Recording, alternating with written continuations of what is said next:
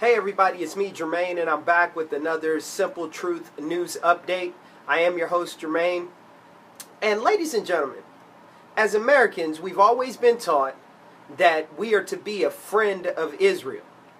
And what I'm noticing through a recent article that I just received from a good friend who also shares news stories around the world, that it's awful funny that when you support someone or you are linked with someone, that you have a tendency to begin to take on the same attributes as those that you are linked with. The Bible calls it being yoked or equally yoked with someone.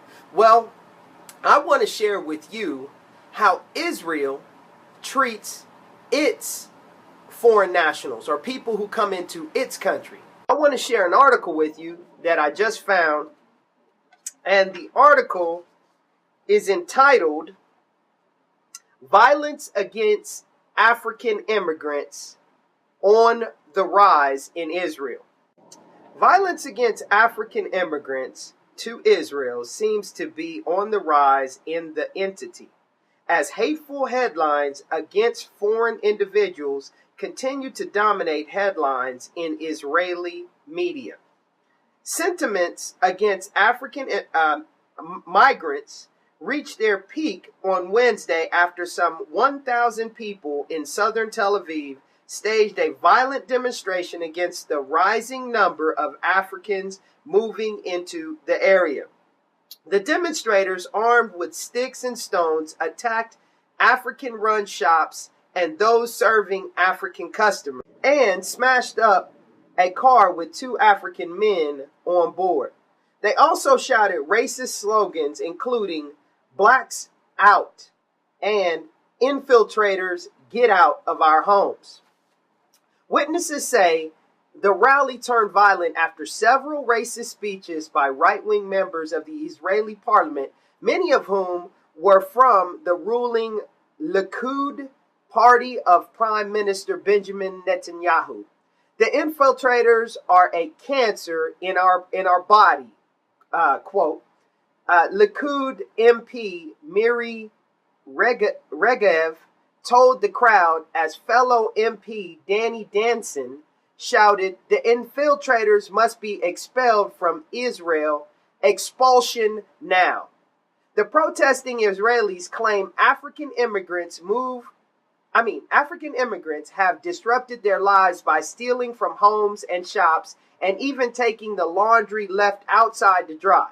Israeli women claim they are in constant fear of rape by the Africans, particularly at night. However, it is widely believed that the Israeli government is fueling the mistreatment of and violence against foreigners. "We must put all these infiltrators behind bars, in detention and holding centers, then send them home because they come and take work from Israelis." Israeli Interior Minister Eli Yishai told the Army radio, apparently in reference to illegal African immigrants. Israeli Prime Minister Netanyahu has also described the African immigrants as illegal infiltrators flooding Israel and threatening the security of Israel. It is estimated up to 60,000 African migrants, mostly from Eritrea and Sudan. I may have pronounced that wrong. Eritrea and Sudan have entered Israel from its southern border since the collapse of the Hosni Mubarak's regime in Egypt 15 months ago. Well, ladies and gentlemen, what I want to share with you on this simple truth, and the simple truth of the matter is that no matter who you are, if you are going somewhere where you are not welcomed, whether it be a country, whether it be someone's place of business, or even someone's home, if they don't want you there, they don't expect you to come there again. And Israel feels this way about migrants, African migrants, so to speak. And here in America, we have the same view of others coming to this country as well. Now, the question we have to ask ourselves, is it the fact that we are worried about jobs? Is it the fact that we are worried about our safety? Or is it the fact that we are more worried about keeping close to ourselves what belongs to us, and we do not want that infringed upon by anyone? We are willing to hold on to our way of life, our things, by any means necessary. I'm neither supporting or against what these different governments and how people feel about immigrants and migrants, but I am against the fact of the negative treatment of people once they are in that place. This has been the simple truth. And as I always tell you, ladies and gentlemen, the simple things are oftentimes the most profound, but yet they're the most difficult to put into practice and to actually do.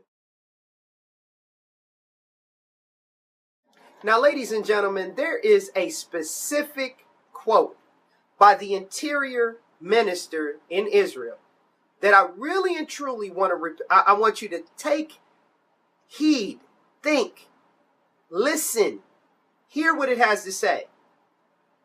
The Interior Minister speaking, quote, "We must put all these infiltrators behind bars in detention and holding centers, then send them home because they come and take work from Israelis." Now, my question is, here in America, doesn't this sound a little familiar? Isn't there a thing called the NDAA, which is talking about putting people behind bars in detention and holding centers? Well, the little slight difference with the NDAA opposed to what the Israeli Interior Minister is posing is the fact that the NDAA proposes that we put these people, whomever they be, if they are suspected of anything that is anti-government or anti-U.S. policy or even terrorists, they will be put behind bars or put into detention centers for good. C'est la vie, it's over. But the simple truth is, ladies and gentlemen, is that we have to be very cognizant and very aware of what is going on in the world today. We are beginning to see the early rumblings of things to come.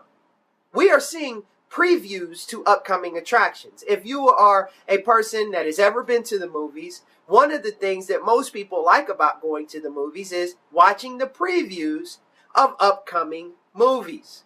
Well, the news is showing us a preview, and I really and truly do not think that many of us want to see what is coming from the preview that is being put out. This has been the simple truth, and ladies and gentlemen, as I always tell you, the simple things are oftentimes the most profound, but yet they are the most difficult to put into practice and to actually do. I want to thank you for joining me, and I'll be back with another episode real soon.